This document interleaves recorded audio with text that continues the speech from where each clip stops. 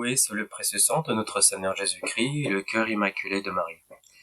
Chers auditeurs et chères auditrices, comparé à l'époque des années 70 et 80, et même comparé à il y a moins de 10 ans, on peut constater que la connaissance de la bulle Cum ex apostolatus de Paul IV s'est bien démocratisée sur Internet. Combien d'intervenants parmi les opposants de cette bulle ont réagi? Et combien de défenseurs de cette bulle ont riposté? Au moins 6 pages dans le moniteur de recherche sont consacrées à la bulle de Paul IV. On y parle également du canon de 1917, le code de droit canon de 1917, et dont le numéro 188.4, qui découle de cette bulle. Le lien entre ces deux articles, c'est-à-dire la bulle de Paul IV et le canon 188.4, est indestructible, et leur teneur est toujours en vigueur. Cela n'est pas une affirmation gratuite, au gré de mon humeur. Je vais le démontrer par quelques sources non exhaustives dans cette vidéo. Évidemment, je vais réaffirmer qu'un pape ne veut pas être hérétique, et inversement, et que ceux qui soutiennent le contraire sont complices avec cette hérésie qui dit qu'un pape peut être hérétique. On voit souvent dans les différentes controverses revenir les mêmes textes, ceux de saint Robert Bellarmin, ceux de saint Alphonse de Liguori, ceux de monseigneur Fessler, ceux de Pie XII, mais on ne voit pas souvent d'autres textes venant de différents canonistes, et encore moins apparaître des explications des règles authentiques écrites par les papes Grégoire IX et Boniface VIII, qui, en les utilisant, nous assurent du lien incassable entre la bulle de Paul IV et le canon 188.4. Comme à l'accoutumée, dans ce que l'on voit des controverses, on constate toujours les mêmes éducations orientées non pas vers la vérité, mais vers l'intérêt propre des intervenants de toute obédience, qu'elle soit traditionnaliste, ou sédévacantistes y compris, ou moderniste. Ces personnes prennent une partie des textes sans tenir compte du contexte, ou même de la chronologie historique, plaçant des fois des interdits de règles avant même que ces règles concernant ces interdits soient érigées. On y trouve également des affirmations dont l'extrait du texte est isolé du sens général de cette source en question. En tant d'autres vieux réflexes propres aux hérétiques, qui est en fait de se faire un dogme pour eux-mêmes, faisant tabou de la vérité complète. Tout ça parce qu'ils ont engagé leur train de vie dans l'hérésie, et que le mot conversion leur donne des boutons. La conversion est un retour, non pas sur soi-même, mais à partir dans soi-même, pour sortir de soi-même, afin de s'oublier soi-même, pour adhérer à la vérité justement qui se trouve en dehors de soi-même. Je cite ici un passage du livre encouragé à sa lecture par la révérende mère, la sainte mère Émilie de Roda, qui a été canonisée par Pie XII. Le titre s'intitule « Explication des qualités ou des caractères que saint Paul donne à la charité » et au chapitre sur l'intérêt propre, il est dit ainsi que l'amour-propre a fait du monde une cité nouvelle, opposée à celle où règne l'amour de Dieu. Et si Dieu avait laissé régner l'amour-propre dans tous les hommes, sans réformer le cœur de plusieurs par sa grâce, tout l'univers n'eût été qu'une Babylone, ennemie de la Jérusalem céleste. Et l'usurpateur y aurait été seul reconnu, pendant que le roi légitime aurait régné seul dans le ciel par la charité.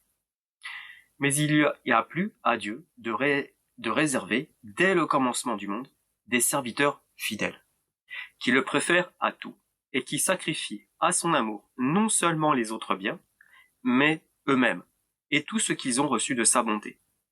Il est arrivé ainsi qu'il s'est formé 2 cités qui partagent tous les hommes, qui sont devenus des citoyens de l'une et de l'autre. Et ces 2 cités, formées par 2 amours, qui en sont les rois, en ont pris le caractère. Dans l'une, on aime Dieu jusqu'au mépris de soi-même, et dans l'autre, on s'aime soi-même jusqu'au mépris de Dieu. Les citoyens de ces 2 villes, ennemies, sont confondus dans une même société visible. Ils sont engagés dans les mêmes emplois. Ils paraissent occupés des mêmes soins et des mêmes travaux. Ils sont souvent unis par une même foi et par l'usage des mêmes sacrements. Ils ne sont discernés les uns des autres que par leur cœur. Et pendant que les uns sont les habitants naturels de Babylone, les autres y sont exilés et étrangers, et vivent dans une continuelle attente de leur retour à Jérusalem, qui est leur patrie. Fin de citation. Je vais procéder ainsi pour cette vidéo. Je partirai de la bulle de Paul IV. Je la ferai en quelque sorte vivre avec des citations de différents canonistes, différents papes, pour démontrer que cette bulle est bien attachée au canon 188.4. Pour introduction, je redis ici que les canons proviennent de l'autorité supérieure qui se trouve être les souverains pontifes. Ils sont supérieurs aux canons puisque ce sont les papes qui les définissent, ou les abrogent si besoin est. Les papes sont supérieurs aux droits canons, certes, mais cela ne veut pas dire qu'ils en soient exemptés, contrairement à ce qu'affirment les hérétiques. Voici ce que dit le canoniste Adrien Cans dans son commentaire sur le droit canonique de 1917, tome 1, 8 et 12, page 8. Le droit canonique et souverain est aussi appelé le droit pontifical, parce qu'il émane de l'autorité ou de l'assentiment du souverain pontife. En page 12, nous avons le mot source d'un droit peut désigner l'origine, la cause efficiente de ce droit. Dans ce sens, les canonistes l'appellent fons essendi, principe d'existence, source formelle, source génératrice. On peut distinguer la source immédiate du droit canonique, c'est-à-dire celle d'où il tire directement son existence et sa valeur, et les sources médiates auxquelles puise le législateur ecclésiastique. Source immédiate, c'est la source immédiate du droit ecclésiastique qui est l'autorité ecclésiastique compétente. En conséquence, si l'on entend par droit canonique l'ensemble des lois générales de l'Église, il faut dire que le souverain pontife et les conciles généraux sont les deux sources immédiates du droit canonique. Et même comme les décrets de conciles généraux n'ont d'autorité que par l'approbation papale, on peut affirmer que l'autorité pontificale est la source génératrice, première et unique du droit canonique général. Fin de citation. De plus, pour informer davantage mon auditeur, qui utiliserait à tort la phrase issue de l'encyclique Magni Nobis du pape Benoît XIV, qui dit « Le pape pontife romain est au-dessus du droit canonique, mais tout évêque est inférieur à ce droit et ne peut donc le modifier. » Fin de citation. La personne qui utiliserait cette loi pour justifier le fait que le pape est au-dessus des lois et donc du coup ne serait pas concerné, serait exempté de la loi, ce qui est archi faux en effet en soi. Voici ce que dit le canoniste Cans dans son introduction générale qui réfute cela, de son livre Commentaire du Code du droit canonique 1917, chapitre 2, alinéa 2.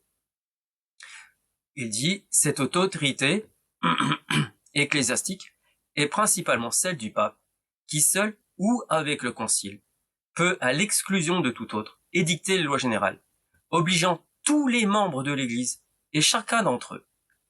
Et elle est aussi celle des évêques et autres personnages qui peuvent être les auteurs des lois proprement dites, c'est-à-dire le pape, parce que c'est l'auteur des lois, constituant dans les limites du droit commun. » Fin de citation. Le pape étant le principal auteur des lois, en tant que source, il est évident qu'il est concerné et non pas exempté d'observer les lois, ni de les mettre en pratique.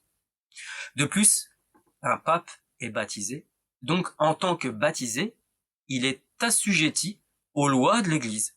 Comme le dit encore Cans, à la suite du précédent alinéa, il poursuit en disant « Les sujets de la loi ecclésiastique sont les chrétiens, c'est-à-dire tous ceux qui ont reçu le baptême, seraient-ce les hérétiques, les schismatiques excommuniés ou même apostats. » Ainsi qu'en citant le canon 87.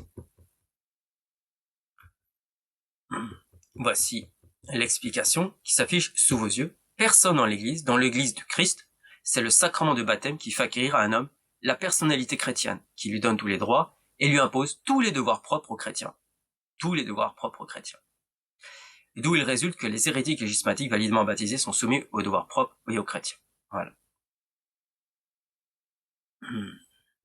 Parmi cette base canonique d'établie maintenant, sur laquelle on peut développer notre sujet, il est impérieux d'apporter un complément à cette base. Quel est-il? Il s'agit de la règle canonique. Et qu'est-ce que c'est? Eh bien, commençons par écouter ce que nous dit notre canoniste Adrien Cans, et le manuel de juridiction ecclésiastique de 1885. Quelles sont les sources du droit canonique? Eh bien, il suffit de prendre encore le livre du canoniste Kans, et il nous explique dans son livre, dans son commentaire sur le droit canon de 1917, la chose suivante. Il y a le mot source d'un droit peut signifier l'origine, la cause déficiente de ce droit. Dans ce sens, les canonistes l'appellent fontes essendi ou source formelle. Mais ce qui nous intéresse ici, c'est la chose suivante. Source immédiate, la source immédiate du droit ecclésiastique et l'autorité ecclésiastique compétente. En conséquence, si l'on n'entend par droit canonique l'ensemble des lois générales de l'Église, il faut dire que le souverain pontife et les conciles généraux sont les deux sources immédiates du droit canonique. Et même comme les décrets des conciles généraux n'ont d'autorité que par l'approbation papale, on peut affirmer que l'autorité pontificale est la source génératrice première et unique du droit canonique général. Mais alors, quelle est l'histoire un peu de ces sources de droit canonique? Est-ce qu'on nous parle des papes sont la source? Eh bien, voici un peu d'histoire. Que nous dit Kans? La connaissance du droit canonique commença avec les premières collections canoniques que nous avons mentionnées, mais ne devint vraiment scientifique que dans la période comprise entre l'œuvre de Grégoire VII en 1060 et le décret de Gratien 1140. Bientôt après, le droit romain était approfondi dans l'université de Bologne. D'autres universités étaient créées, les décrétales de Grégoire IX étaient publiées et de nombreux professeurs commentaient le décret de Gratien décrétisé et les décrétales de Grégoire IX décrétistes, et les décrétales de Grégoire IX les décrétalistes. Ce fut l'âge d'or pour la science du droit canonique. Alors, dans l'objet qui nous intéresse au niveau des règles authentiques, il est bon de reprendre le canoniste Kans qui nous dit la chose suivante. Ici, à division. Au point de vue de l'effet, on distinguait les règles du droit civil du droit romain et les règles du droit canonique. Et au point de vue de l'autorité, s'attachant à ces règles, celles qui étaient authentiques, c'est-à-dire insérées dans le droit par ordre de l'autorité légitime, et celles qui étaient seulement doctrinales, c'est-à-dire extraites du droit par les docteurs ou les jurisconsultes. Les règles authentiques, sainement appliquées, avaient force de loi pour les cas qui n'étaient pas spécialement acceptés, d'où l'axiome « celui qui marche avec la règle marche en toute sécurité ». Voilà. Mais il fallait toujours tenir compte de défaillances surprises du côté du droit. Les règles doctrinales n'avaient d'autorité que si elles s'appuyaient formellement sur les lois et les saints canons et sur l'approbation pratique des curies compétentes. Les règles de Grégoire IX, le cinquième livre des décrétales, 11 règles de droit, dites des Grégoire IX, sont insérées à la fin du cinquième livre des décrétales.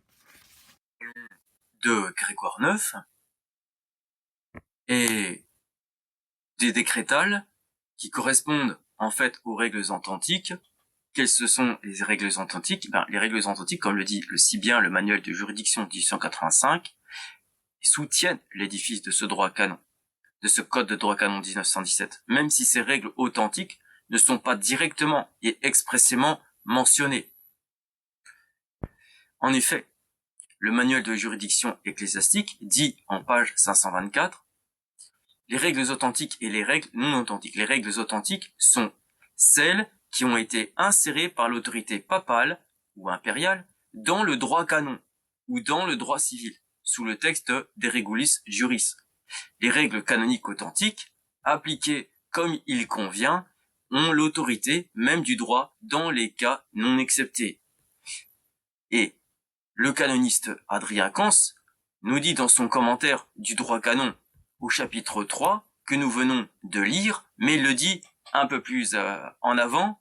Il a introduit en fait ce que nous venons de lire à l'instant dans son chapitre 3 des règles de droit canonique, page 30.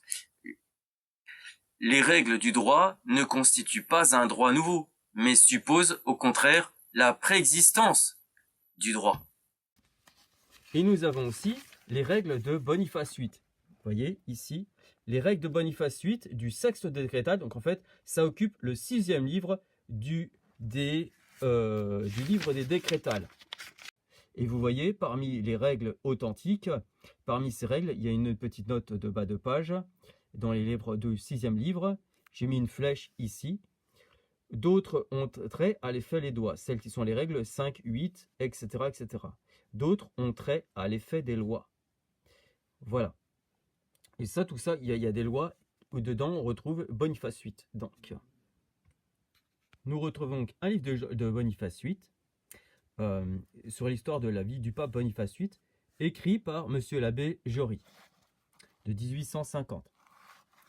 Qu'est-ce qu'on y trouve? Eh bien, nous allons au chapitre 18, le sexte des décrétales que nous venons de parler.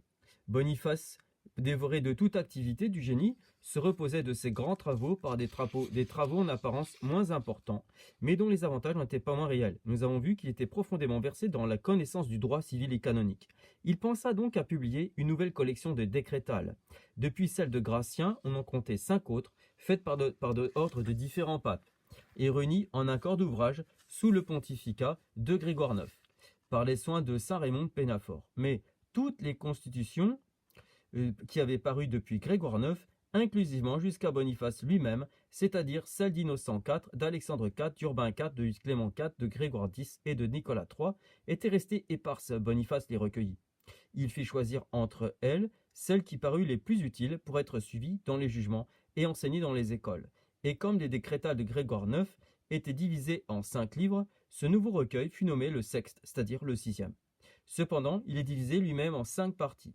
Boniface chargea de ce travaux Guillaume de Gaulle, archevêque d'Embrun, Béranger de Frédol, évêque de Béziers, et Richard de Sienne. C'est ce que porte la bulle mise en tête du texte et adressée aux universités de Bologne, de Padoue, de Paris et d'Orléans. Ce livre fut publié le 3e jour de mars de l'an 1299. La plupart des écoles l'adoptèrent et les suivirent dans l'enseignement. Alors, pourquoi je vous parle de tout ça? Pourquoi je vous parle des règles authentiques? C'est pour vous dire que, eh bien, ce sont bien les papes, comme nous l'avons vu avec Kant, qui le dit très bien, ce sont les papes qui font les lois. D'où on trouve le droit canon, cela vient, la source, et ce sont tout simplement les papes. Et après, il suffit de savoir quel genre de règles nous avons. Ben, nous avons, par exemple, ici, exemple, des règles authentiques.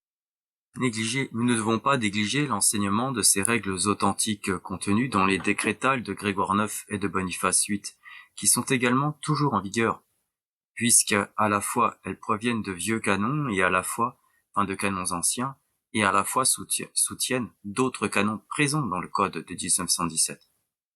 Maintenant, qu'est-ce qu'une bulle? Le dictionnaire universel des sciences ecclésiastiques de l'abbé Clerc dit ceci. Bulle, probablement de l'italien bullare, apposer un sceau, ça veut dire apposer un sceau, lettre officielle que le pape publie dans la forme la plus solennelle. Les bulles s'expédient à la chancellerie romaine et ils répondent aux édits, lettres patentes et provisions des princes séculiers. On les emploie pour les affaires de justice et pour les affaires de grâce. Dans le premier cas, pour les affaires de justice, elles doivent avoir un seau de plomb pendant à un cordon de chanvre, et dans le second, un seau de plomb, mais pendant à un cordon de soie. Après, il y a la demi-bulle, qu'on appelle aussi des lettres apostoliques expédiées dans l'intervalle de l'élection du pape à son couronnement. On les appelle demi-bulles, bulles demi, ainsi parce qu'on n'y applique que l'empreinte du Saint-Pierre et de Saint-Paul, sans mettre à côté le nom du pape. Lettre officielle que le pape publie dans la forme la plus solennelle, est-il dit. On les emploie pour les affaires de justice, est-il dit. Ces 2 phrases qui définissent une bulle expriment bien l'importance et la gravité de ce qu'est une bulle. Davantage si elle est exprimée par le pape en tant que constitution. Voici ce que nous dit la définition de la bulle dans le dictionnaire de théologie de l'abbé Bergier. Écoutons-le. Ce que nous dit le dictionnaire de théologie de l'abbé Bergier pour la définition de ce que c'est, une explication de ce que c'est qu'une bulle. La bulle récrit du souverain pontife. C'est un récrit du souverain pontife. Nous n'avons à parler que des bulles adressées à toute l'Église, pour accorder aux fidèles l'indulgence du jubilé ou pour condamner des erreurs en fait de doctrine. Donc c'est bien lié à la foi. C'est lié à la foi, c'est lié à des dogmes. Ce n'est pas que purement on appelle ça, les opposants me disent c'est que disciplinaire, mais c'est lié au dogme, c'est lié à la doctrine. Celles qui sont expédiées pour la nomination des bénéfices regardent les canonistes. Les bulles d'indulgence pour le jubilé sont différentes des brèves ordinaires d'indulgence en ce que les premières sont adressées à tous les fidèles. Accorde à tous ceux qui satisferont, conditions prescrites, une indulgence plénière, à tous les confesseurs approuvés, le pouvoir d'absoudre des cas réservés, de commuer les vœux simples, etc. Il est d'usage en France que ces bulles soient visées par les évêques et adressées par eux à leur diocésain. Voilà, on nous renvoie à indulgence jubilée. Ça, c'est concernant les indulgences. Maintenant, les bulles concernant la doctrine sont aussi adressées à tous les fidèles. Tous les fidèles. Et sont souvent appelées constitutions. Elles énoncent le jugement porté par le souverain pontife sur la doctrine qui lui était dénoncée, lorsqu'elles ont été acceptées, soit par une déclaration formelle des évêques, soit par leur acquiescement tacite. Elles sont censées énoncer le sentiment de l'Église universel. Universel. Elles ont force de loi dogmatique, les bulles. Comme si ce jugement avait été porté dans un concile général. J'ai un frère dans la foi qui disait, dans ses vidéos, c'est la bulle, c'est la déclaration qui se trouve au-dessus des encycliques, au-dessus de tout ce qu'il peut y avoir comme déclaration écrite. C'est un réécrit qui est au-dessus de tous. Elles ont force de loi dogmatique, les bulles, comme si ce jugement avait été porté dans un concile général.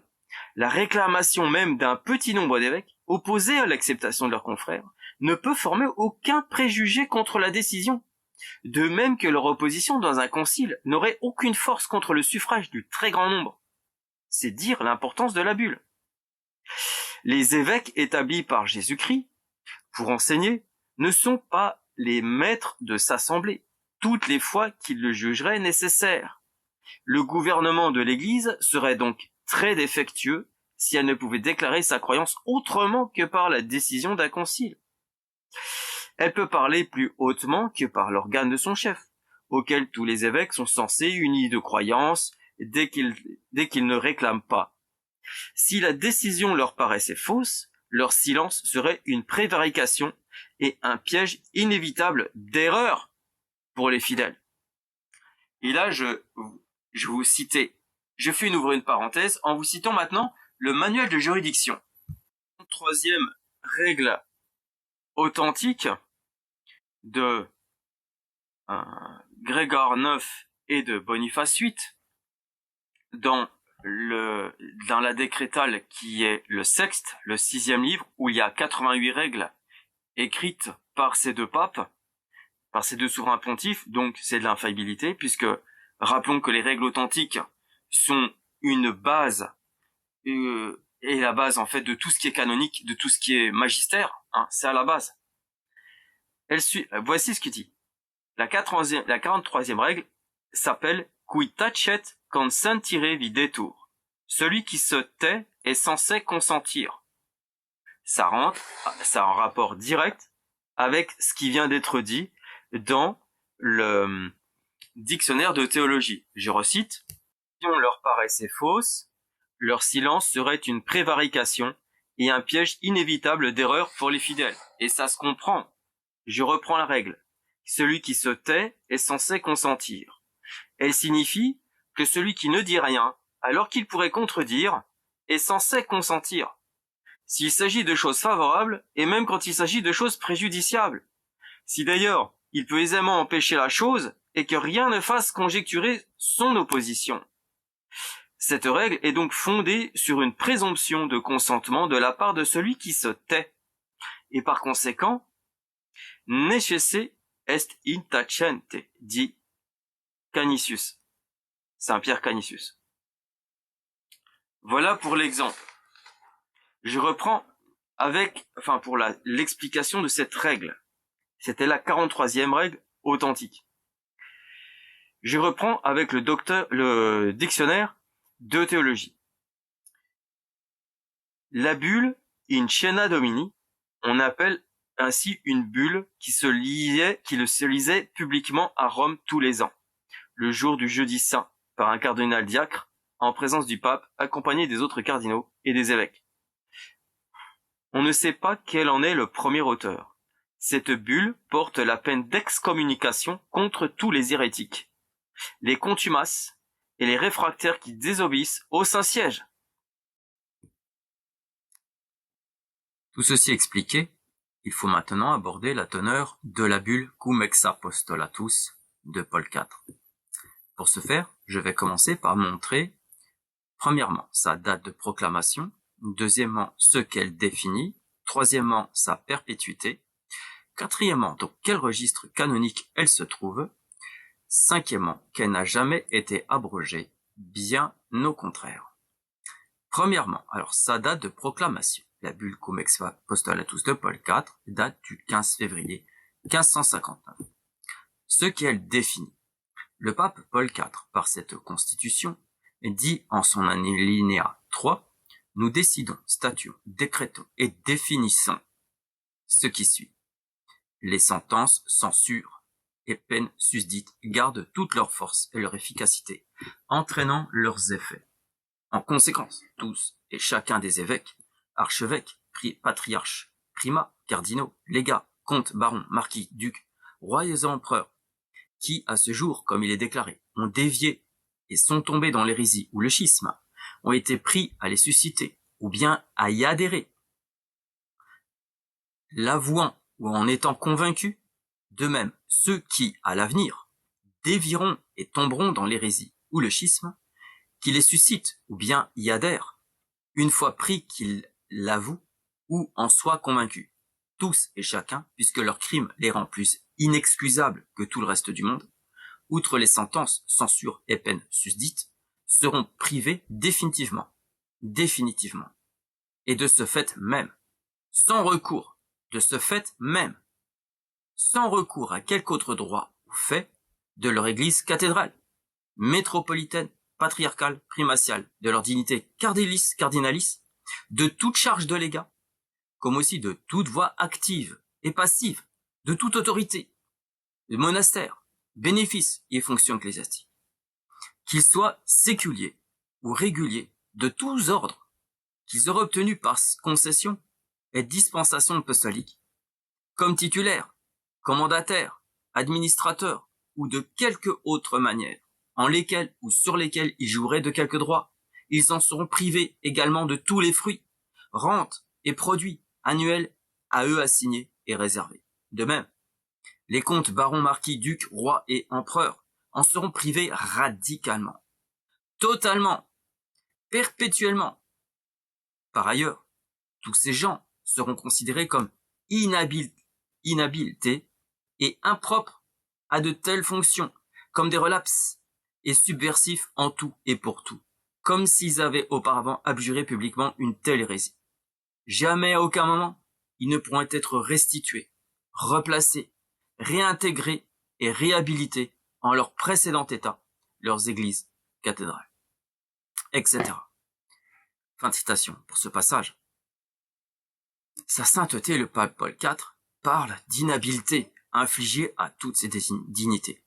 Dans le langage canonique, inhabilité ne veut pas dire ici seulement incapacité dans le sens du handicap, comme on l'entend dans la nature, puisqu'il s'agit ici d'une peine et non des moindres, l'inhabilité. Voici ce que dit le manuel de juridiction à ce sujet.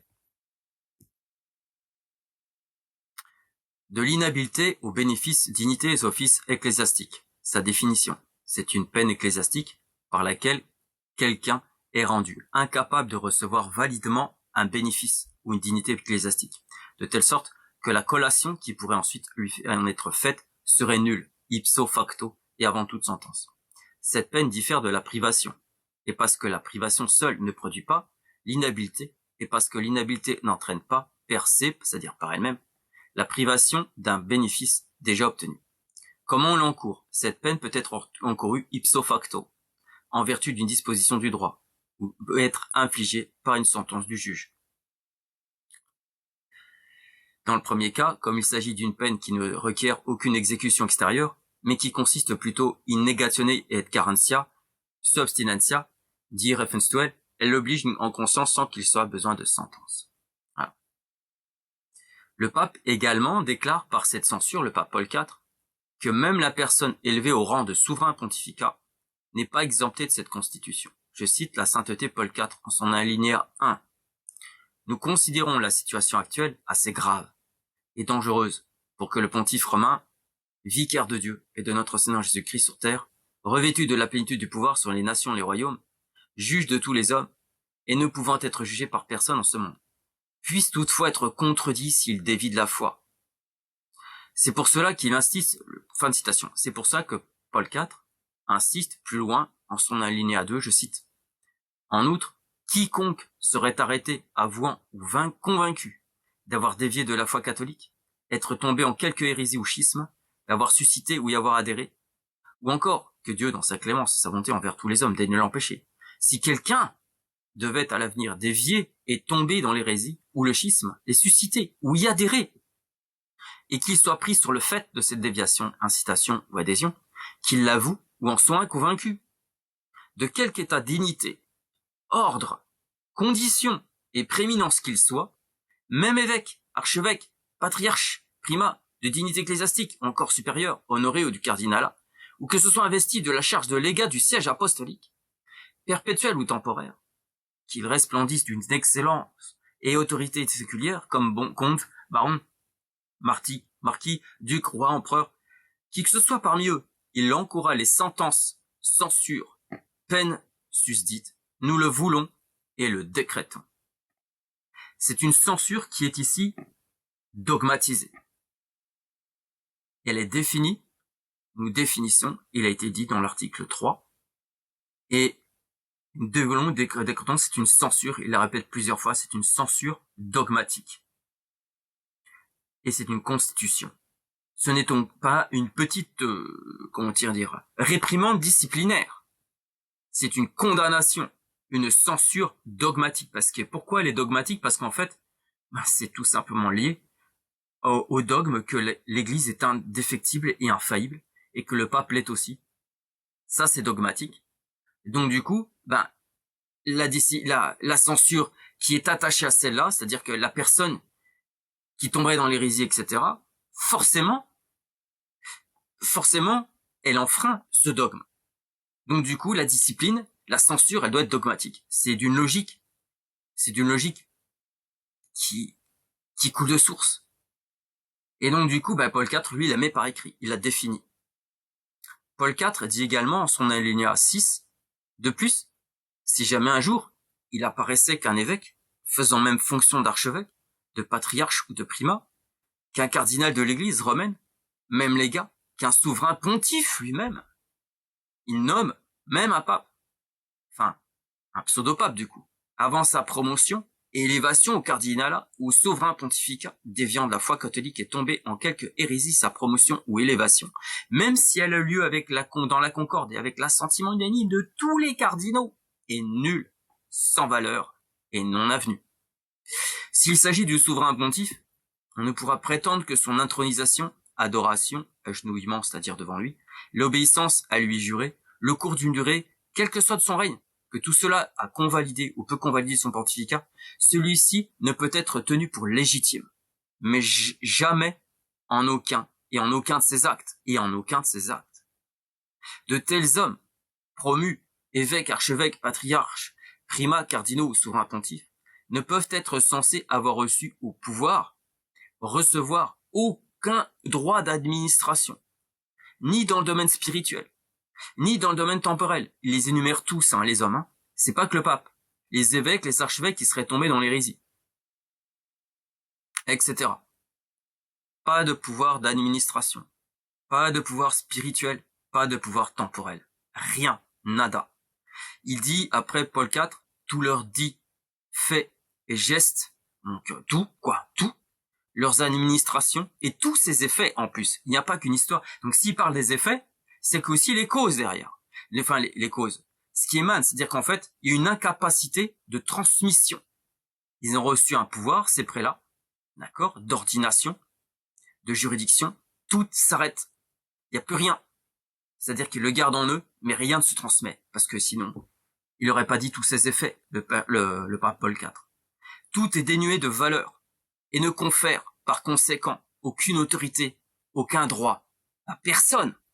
À personne.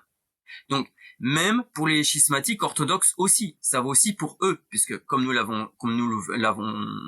verrons, dans le canon 87, les lois de l'Église catholique s'appliquent à tous les baptisés. Tous les baptisés. Même les autoproclamés orthodoxes. Nous le verrons plus tard.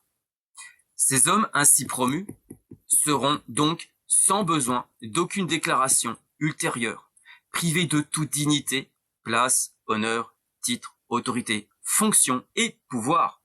Et pouvoir. Même si tous et chacun de ces hommes promus par le prétendu pape n'a dévié de la foi, tombant dans le schisme ou l'hérésie, qu'après son élection, soit en suscitant, soit en embrassant ses erreurs. Fin de citation. Paul IV dit encore dans son alinéa 7, quant aux personnes assujetties au prétendu pontife, aussi bien clercs séculiers et réguliers que laïcs, cardinaux y compris, qui auraient participé à l'élection du pontife romain, déjà hors de la foi catholique, par hérésie ou schisme, ou qui consentiraient de quelque autre manière, qui auraient promis d'obédience, et qui se seraient agenouillés devant lui-même, de même, le personnel du palais, les préfets, capitaines et autres officiers de notre ville mère, et tous les états de l'église, c'est-à-dire tous ceux qui sont agenouillés devant ce pseudo-pape, sont aussi complices de son hérésie, se rendent complices de son hérésie. C'est ce qui s'est exactement passé il y a 65 ans au Vatican, quand Roncalli a fait son acte hérétique d'augmenter le nombre des cardinaux, de le pulvériser, de passer de 70 à plus de 100 en l'espace de 3 ans, de pondre des hérésies dans son torchon Pachymitteris, etc., etc. En plus, c'était un franc-maçon. Peut-être qu'ils pouvaient pas le savoir tout de suite, mais il y avait une bonne partie du clergé qui le savait que c'était un franc-maçon. Ils n'ont rien dit, ils se sont tus. Mais ils se sont agenouillés devant lui, ils l'ont reconnu donc un hérétique compact, donc eux aussi sont tombés dans l'hérésie, on préférait qu'ils tombent, puisqu'ils ont adhéré. Ils ont adhéré, donc ils tombent sous la bulle de Paul IV, toujours en vigueur.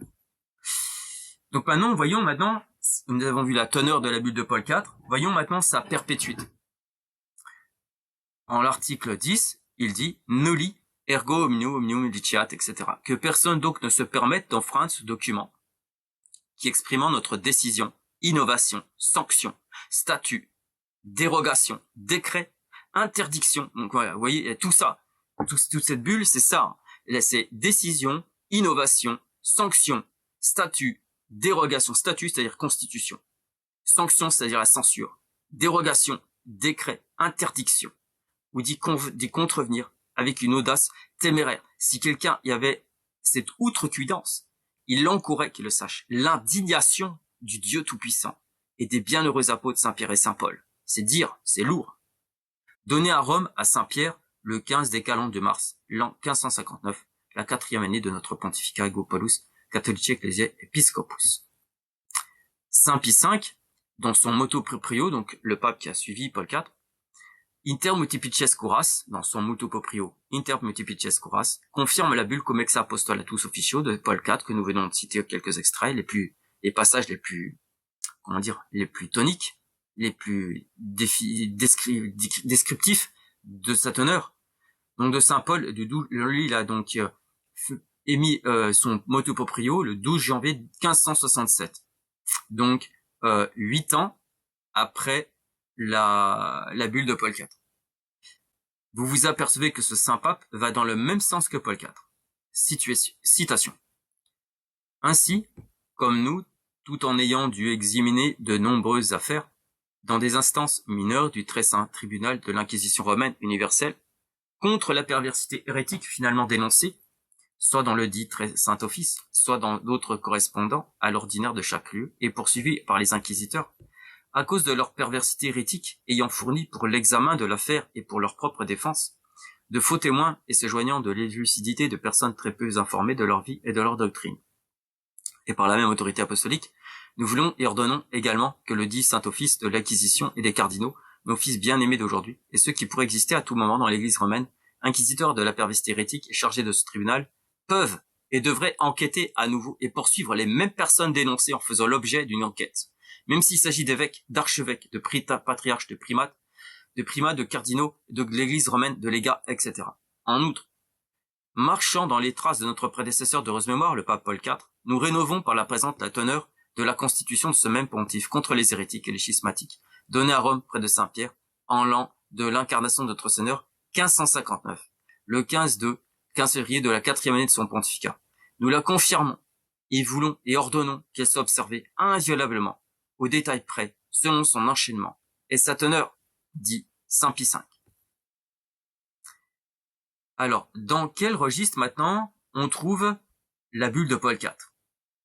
Nous pouvons la retrouver dans le manuel de droit canonique du canoniste Monseigneur Gaspari, qui fut chargé d'élaborer le code de droit canon de 1917, promulgué en cette année par le pape Benoît XV. Nous avons entendu parler de Monseigneur Gaspari quand il a été commandé de rédiger et de composer le code de droit canon 1917 précédemment. Que nous dit Monseigneur Gaspari dans l'introduction de ce manuel? Il nous dit, dans son manuel à lui, le code de droit canonique, compilé sur l'ordre de Pie X et promulgué sous l'autorité de Benoît XV, a conservé une grande partie de l'ancienne discipline de l'Église, tout en y introduisant les modifications nécessaires. Donc, c'est une amélioration. Ce n'est pas une abrogation. Puis il cite une partie du code de droit canon de 1917, citant le code de canon 6. Citation. Les canons qui reproduisent intégralement les dispositions de l'ancien droit doivent être entendus d'après l'esprit de cet ancien droit. Donc, vous voyez bien qu'il n'y a pas d'abrogation. C'est une amélioration et même on doit garder l'esprit de cet ancien droit qui se trouve dans le code de droit canon 1917. Donc c'est même plus une mise en valeur même de l'ancien droit qu'autre chose. Loin de nous, donc, l'abrogation. Comme nos adversaires ont coutume d'avancer. Oui, la bulle de Paul IV a été abrogée. Nenni, que nenni, que nenni. Au contraire, elle était mise en valeur dans le code de droit canon 1917. Et l'interprétation qui en était donnée par les auteurs qualifiés, d'être entendu l'esprit de cet ancien droit et l'interprétation qui en était donnée par les auteurs qualifiés. Les canons qui concordent seulement pour certaines de leurs dispositions avec l'ancien droit doivent être entendus pour ces dispositions selon l'esprit de l'ancien droit, pour celles qui s'en éloignent, d'après leur sens propre. S'il est douteux qu'une prescription du code soit en divergence avec l'ancien droit, il faut s'en tenir à ce que décide ce dernier, c'est-à-dire l'ancien droit. Fin de citation de M. Gaspari que reprend et M. Gaspari reprend la description de son manuel, citation, il ressort clairement de ces éléments combien il est indispensable pour une bonne compréhension des canons d'avoir accès aux sources dont ils sont tirés. Ce recueil répond précisément à cette exigence, dit-il. Fin de citation. J'ouvre une parenthèse. Autrement dit, ici, la constitution de Paul IV est donc incluse dans les sources du code de droit canon 1917. Comme vous le voyez à l'écran. Vous voyez, elle est réportée dans son Juris Canonicis de Monseigneur Gaspari. Elle est répertoriée dedans, on la voit. De plus, nous constatons bien ici que les déclarations des souverains pontifes sont les sources mêmes de ce code de droit canonique. De plus, Monseigneur Gaspari insiste bien, reprenant les alinéas 3 et 4 du canon 6, qu'il dit « Il est indispensable pour une bonne compréhension des canons d'avoir accès aux sources dont ils sont tirés. Il est évident que les canons expriment les doctrines des papes d'une manière concise et brève, et que pour plus de précision, nous devons avoir recours à ces sources. » Je reprends maintenant la description de notre canoniste Monseigneur Gaspari.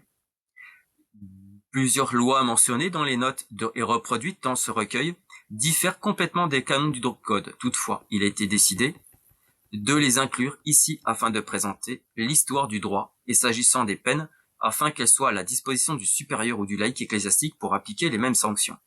Dans ce recueil, les sources tirées de l'ancien Corpus Canonici, du Concile de Trente et des 4 livres liturgiques, le pontifical romain, le missel romain, le cérémonial des évêques et le rituel romain, ont été délibérément omises, car elles sont essentielles à tout étudiant en droit. Les autres sources sont cependant citées en tout ou en partie, selon qu'elles concordent ou non avec le code. Lors de la présentation des décisions des saintes congrégations romaines, il n'a pas été jugé opportun de rapporter les cas complets avec les votes des consulteurs, mais de présenter brièvement les décisions en décrivant la nature des faits. Toutefois, Si un grand nombre de décisions peuvent être rassemblées, seules celles qui illustrent le mieux le canon et qui paraissent les plus pertinentes figurent dans ce recueil. Monseigneur Gaspari dit « Les autres sources sont cependant citées en tout ou en partie, selon qu'elles concordent ou non avec le code.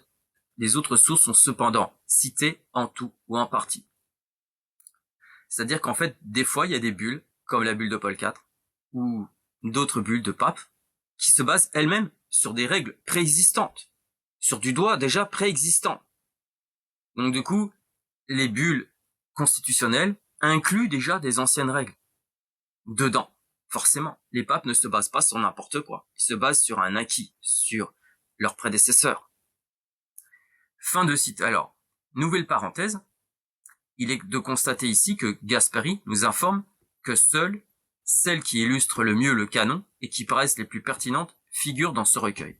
Autrement dit, les lois qui vont dans le même sens que celles qui ont été employées pour ce code de droit canon et qui n'y figurent pas sont toujours en vigueur également, comme par exemple les règles authentiques de Boniface VIII et de Grégoire IX. Le canoniste Monseigneur Gaspari nous dit encore, de même, si une même affaire a été débattue à plusieurs reprises par la curie romaine, les décisions antérieures sont indiquées, mais la dernière est expliquée plus en détail. L'organisation des sources est la suivante. Premièrement, les lois des conciles généraux sont rapportées par ordre chronologique.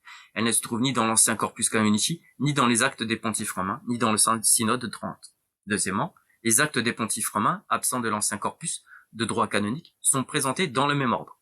Toutefois, les sources non divisées en paragraphes par le législateur lui-même sont numérotées dans cette édition, par souci d'une commodité. De même, lorsque la loi citée renvoie à d'autres lois sans les préciser, celles-ci sont généralement indiquées en bas de page pour faciliter la recherche.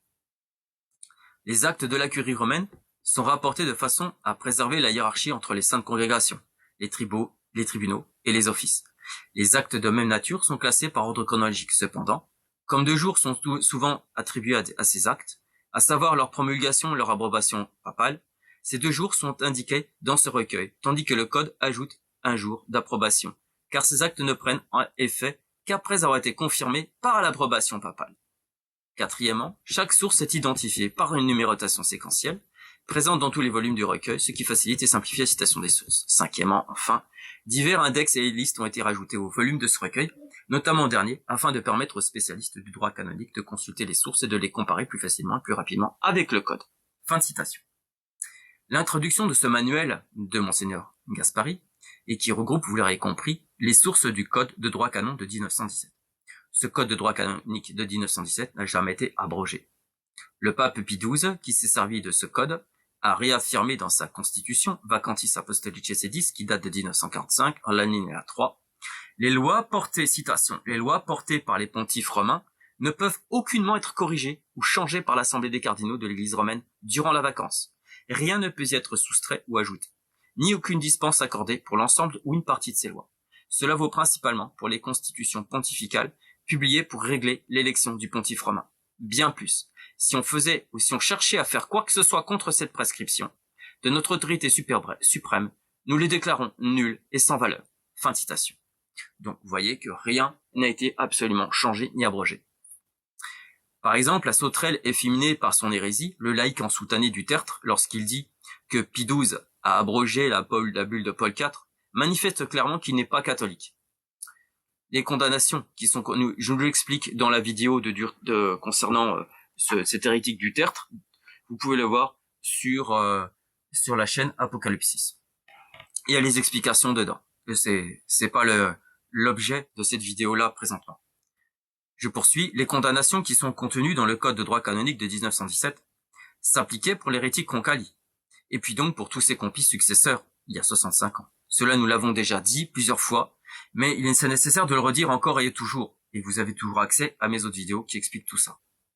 Par effet de conséquence, ce code de droit canon n'ayant jamais été abrogé, les sources qui sont contenues dans ce code de 1917, et dont fait partie la bulle de Paul IV, cum ex apostolatus, comme nous l'avons entendu et comme nous l'avons vu, cette bulle n'est donc pas abrogée non plus. Car comme le dit la règle authentique 35 de Boniface VIII, le plus contient toujours le moins. C'est le troisièmement qui nous intéresse dans le genre relativement à ces espèces, qui est ici souligné en rouge. Voyons maintenant quel est le lien direct entre la bulle de Paul IV et le code de droit canon. Alors, Carlo Antonio, un jésuite, dans son Tesoro Carlo Antonio Tesoro, De Penis Ecclesiasticis Praxis Absoluta et Universalis apud Dominico Mercole, de 1831, page 197, dit: sur la pratique absolue universelle du droit ecclésiastique, un hérétique devient également irrégulier lorsqu'il est affirmé que les hérétiques ne doivent être admis à aucune charge ecclésiastique et que tout acte contraire est déclaré nul et non avenu. De plus, quiconque a été appréhendé pour schisme ou hérésie, ou a avoué ou a été condamné pour ces faits, ne peut jamais être élu pontife romain. Autrement, l'élection serait nulle et elle ne saurait être validée par le temps ou une possession prolongée. Et quiconque, dès lors que cette offense se présente, peut se soustraire à son obéissance sans attendre aucune déclaration contraire, conformément à la bulle de Paul IV, cum ex apostolatus, et dispose ainsi d'une exception pouvant être invoquée contre l'élection du pape. Fin de citation. Ce canonique jésuite nous dit: elle ne saurait être validée par le temps ou une possession prolongée. On voit bien ici que la règle authentique de Boniface VIII est toujours en vigueur par son numéro 39. Je la cite: quand une chose est défendue, tout ce qui est une suite de cette chose, tout ce qu'une suite de cette chose est défendue, est également défendue. Une chose peut être défendue, ou comme simplement illicite, ou comme invalide. Or, cette règle s'applique aux deux cas et signifie que lorsque une chose est défendue comme simplement illicite, tout ce qui découle de cette chose est également défendu comme simplement illicite. Et deuxièmement, quand lorsqu'une chose est défendue comme invalide, tout ce qui ensuite de cette chose est également défendu comme invalide. Le Jésus dit aussi, conformément à la bulle de Paul IV cum ex apostolatus. Ce qui inclut donc que la bulle de Paul IV est en 1831 toujours en vigueur. Mais surtout, cela confirme que l'utilisation de cette bulle doit être faite au cas où un hérétique usurperait le Saint-Siège. Et 60 ans plus tard, après de cet ouvrage de ce jésuite, le pape Léon XIII, dans son encyclique Satis Cognitum, confirmera la teneur de la bulle de Paul IV indirectement. Par cette déclaration, le pape Léon XIII, Satis Cognitum du 29 juin 1896, dit car il serait absurde de prétendre qu'un homme exclu de l'Église ait quelconque autorité dans l'Église, évidemment. Cela rejoint effectivement la même doctrine que son prédécesseur Paul IV, lorsque lui-même disait « Un souverain pontife lui-même, avant sa promotion et élévation cardinala ou souverain pontificat, déviant de la foi catholique et tombé dans quelque hérésie, sa promotion ou élévation, même s'il a lieu avec la concorde et à l'assentiment unanime de tous les cardinaux, est nul, sans valeur et non avenu. » Fin de citation. Le cardinal Giovanni Girolamo Morone, de Postetate Papeli e Concili per rimar parte Venetia imprenta de Comendatrino de Monferrato, 1561, page 83, 1561 dit. En résumé, le concile n'a absolument aucune autorité sur la légitimité du pontife, bien que trois situations puissent, à première vue, laisser penser le contraire. Premièrement, lorsque la majorité s'oppose à la papauté. Deuxièmement, lorsque l'élection du pontife est invalide. Et troisièmement, lorsque le pontife était hérétique. Rien de tout cela ne remet en cause notre conclusion, car même dans le premier cas, où l'identité du pontife est inconnue, cela revient au même que s'il n'existait pas, puisqu'il est tout aussi admis qu'il n'existe pas et qu'il n'apparaît pas. Ensuite, comme évoqué au deuxième point, quiconque n'a pas été légitimement élu ne mérite ni le titre de pontife, ni le soutien de l'autorité papale. Enfin, celui qui, tombé dans l'hérésie, persiste dans une opinion délibérément dépravée, n'est même pas compté parmi les pontifes. Nous avons exposé ci-dessus toutes ces choses de manière si convaincante selon les principes faisant autorité des plus grands hommes qui semblent superflu d'en ajouter davantage. Fin de citation. Ces deux citations, parmi tant d'autres, sont le lien évident avec le canon 188.4. Suivant.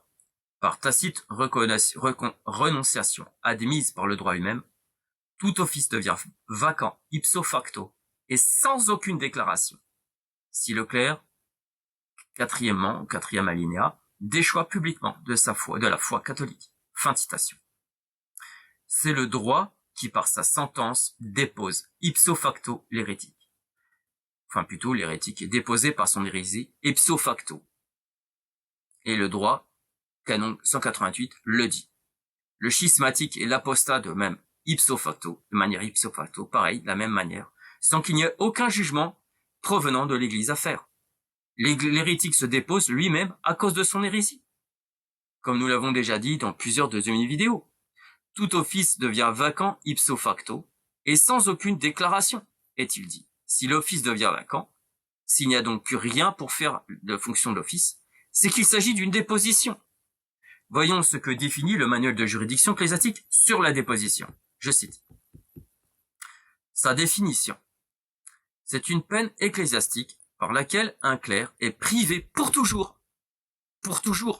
du pouvoir d'ordre et de juridiction. Les deux. C'est pas que la juridiction, c'est le pouvoir d'ordre et de juridiction. Et de tout droit aux bénéfices. Évidemment, les bénéfices s'en découlent. Cependant, le clerc, qui l'encourt, conserve le privilège du canon et du fort. Il n'est pas soumis à la juridiction laïque. La déposition diffère, premièrement, de la privation du bénéfice. Et ce qu'elle produit, l'inhabileté à tous les bénéfices, tandis que la privation du bénéfice ne produit pas cette incapacité.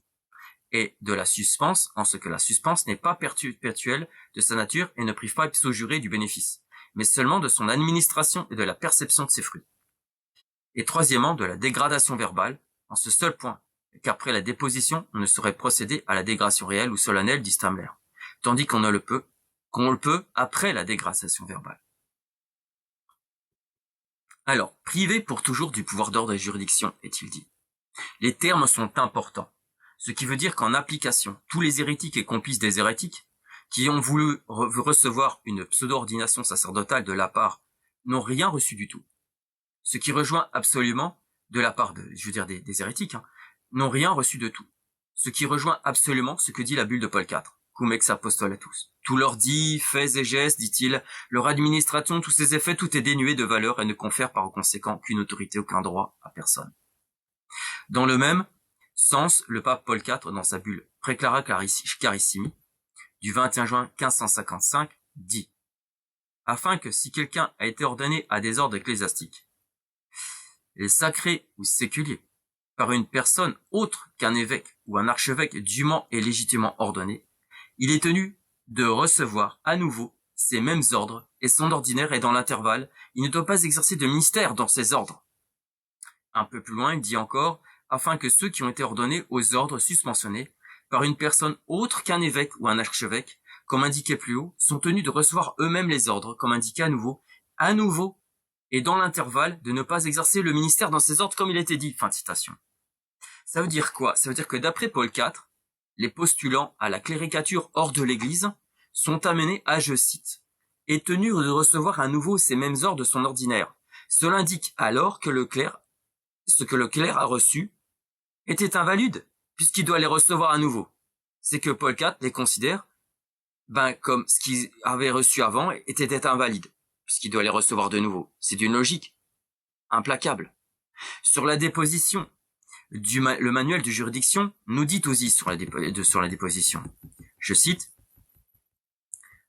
« Combien on distingue de déposition? La déposition peut être totale ou partielle, selon qu'elle prive totalement du bénéfice, de l'office et de l'ordre, ou seulement de l'une de ces choses. » C'est soit une des choses, soit les trois. Cependant, celui qui est déposé de l'office seul est par cela seul déposé du bénéfice. Mais il a encore le pouvoir d'ordre. Il a encore, il peut donner les ordres. Il peut encore, faire son office. Je parle pour le bénéfice, pour le bénéfice. Donc, cependant, celui qui est déposé de l'office seul est par cela déposé du bénéfice, par contre, oui. Parce que forcément, s'il a perdu l'office, il a perdu le bénéfice. J'ai passé une étape, excusez-moi. Attendu que le bénéfice est donné à cause de l'office, évidemment, ça découle l'un de l'autre.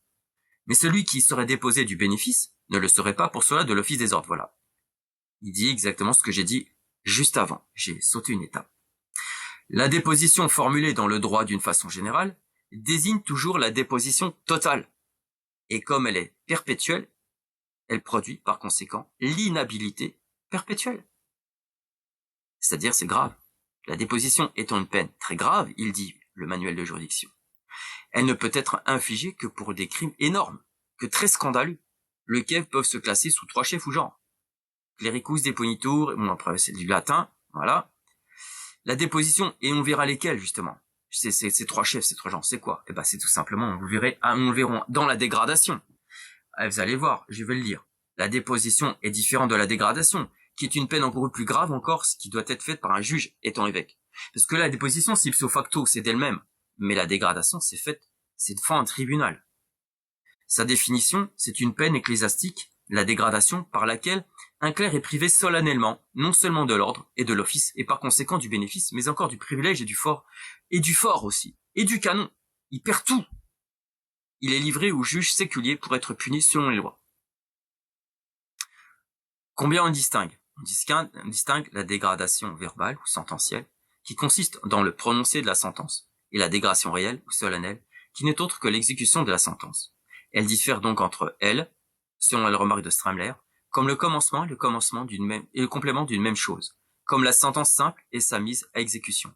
Ce sont les deux parties d'un même tout. Il est cependant à noter que la perte du privilège, du fort et du canon ne résulte que de la dégradation complète, c'est-à-dire de la dégradation réelle.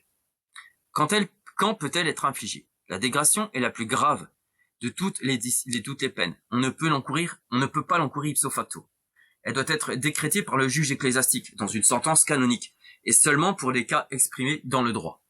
Or, les crimes pour lesquels le droit la décrète sont l'hérésie, et à plus forte raison l'apostasie et la foi. L'apostasie, de la foi.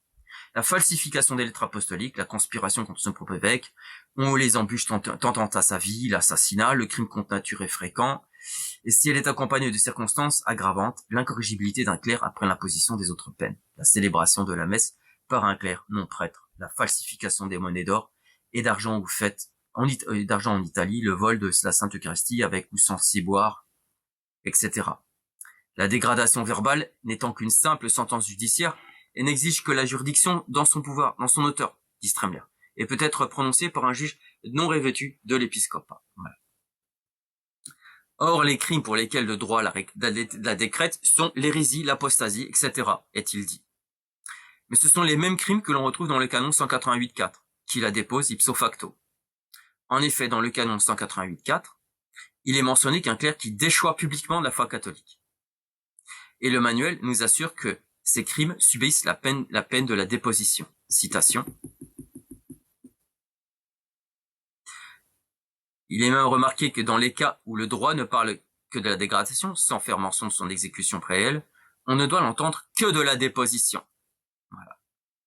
Donc, la déposition, ça concerne l'hérésie, le schisme, et l'apostasie, comme nous l'avons vu. Alors, entre la dégradation réelle et la déposition, il y a surtout des différences. Différences que la déposition ne peut n'avoir trait qu'à l'office ou au bénéfice ou à l'usage de l'ordre, pris isolément, tandis que la dégradation réelle entraîne la privation de toutes les choses. Mais nous avons vu que la déposition, contrairement à ce qu'il dit, et nous allons voir juste après, la déposition peut aussi entraîner les trois. Il le dit juste après. La déposition ne prive pas du privilège du canon du fort, mais la dégradation réelle prive de l'un et de l'autre. Voilà. C'est la seule différence, en fait, finalement, entre la déposition et la dégradation, outre le fait que la dégradation passe devant un juge, c'est que la dégradation, on perd aussi l'usage tant au fort externe qu'au fort interne du pouvoir de juridiction, du pouvoir d'ordre. Que la déposition, c'est seulement au fort externe. Donc, en fait, eh bien, c'est-à-dire que le déposé garde son pouvoir d'ordre s'il l'a reçu validement et illicitement à la base, mais par contre, il ne peut pas le transmettre. Voilà. Extérieurement, c'est supprimé. Voilà. Il ne peut pas. Ben non, parce qu'il s'est supprimé pour toujours, nous l'avons dit. Du pouvoir d'ordre et juridiction, nous l'avons dit. Donc voilà. Mais il le garde au fond interne, ça n'a pas été supprimé. Tandis que dans la dégradation, on le enlève. Dans tous les cas où le droit ne parle que de la dégradation sans faire mention de son exécution réelle, c'est-à-dire au moyen d'un juge épiscopal, on ne doit l'entendre que de la déposition, est-il dit. La déposition qui prive l'usage de l'ordre, comme il est clairement indiqué, je le reviens, vous pourrez revoir la photo qui concerne ce texte, le canoniste Monseigneur Gaspari insiste bien en reprenant les alinéas 3 et 4 du canon 6, qu'il est indispensable, pour une bonne compréhension des canons, d'avoir accès aux sources dont ils sont tirés, je rappelle. Donc il est évident que les canons expriment les doctrines des papes d'une manière concise et brève, et que pour plus de précision, nous devons avoir recours à ces sources. Ainsi, ce qui nous concerne ici, en ce qui concerne donc le canon 188.4 que je cite depuis tout à l'heure, c'est que le pape, c'est la bulle du pape Paul IV. Voilà le canon, enfin la bulle.